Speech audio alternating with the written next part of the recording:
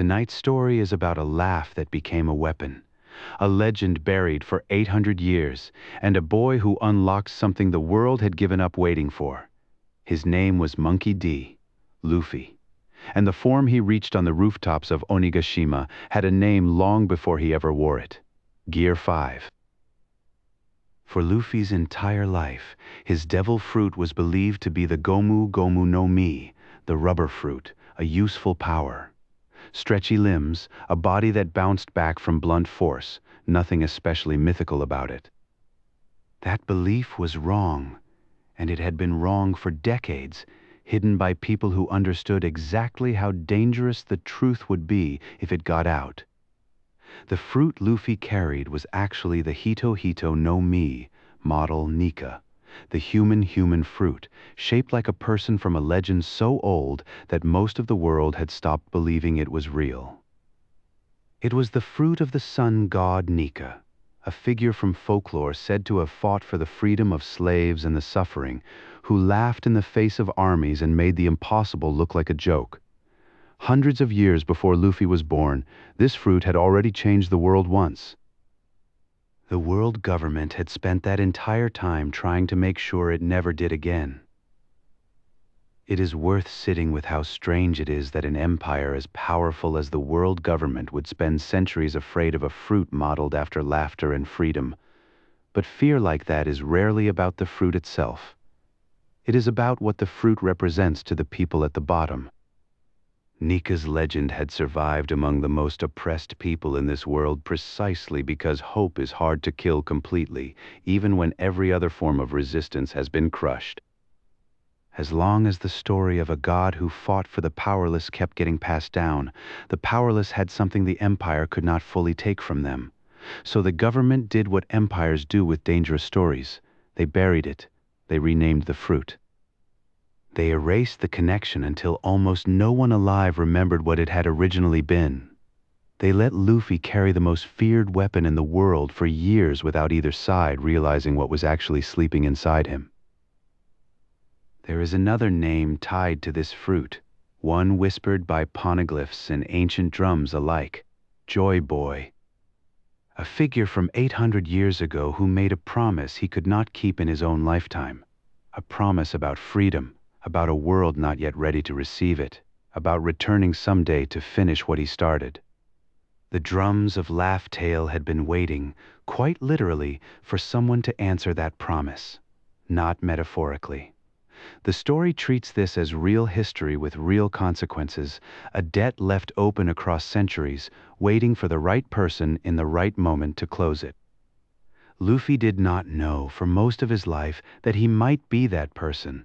He simply liked to laugh, hated seeing people suffer, and had an instinctive, almost childlike refusal to accept that the strong were allowed to crush the weak just because they could.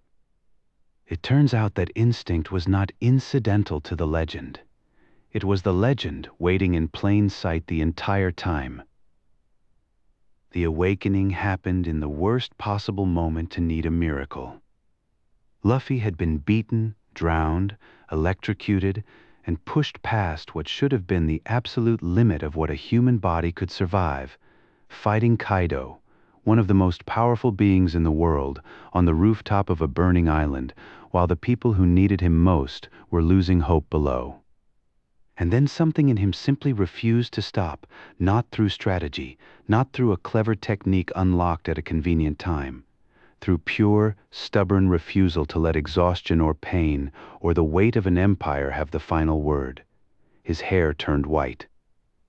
His body became something closer to living rubber given a sense of humor, bones bending into impossible shapes, his silhouette warping like a cartoon, his attacks lighter and stranger, and somehow far more devastating than anything that had come before. He started laughing in the middle of the fight, not from joy exactly, but from something that looked almost like relief.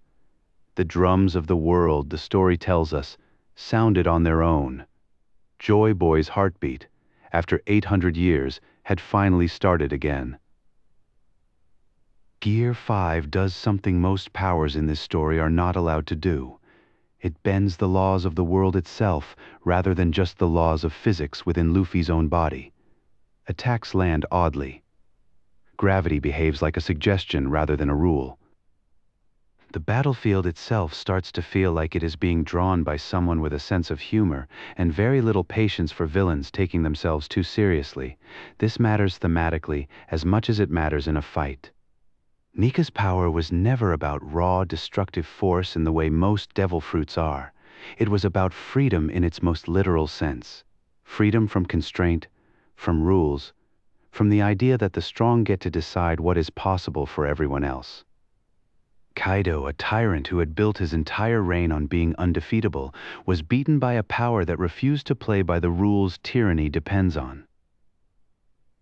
When Luffy reached Gear 5, something happened far beyond the rooftop. The people of Wano, downtrodden for decades under Kaido's rule, heard the drums and felt something shift in the air, even without understanding exactly what it meant. Hope, in this story, is treated as something with real weight, something that moves through a population the way weather does, changing what feels possible before anyone has explained why. This is the heart of why this transformation matters so much in the larger story.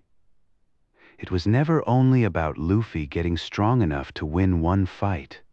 It was about an ancient promise of freedom finally, after 800 years, beginning to keep itself.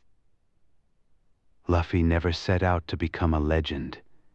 He set out to have adventures, protect his crew, and become king of the pirates. A goal so simple it almost sounds like something a child would say, because in a sense it is.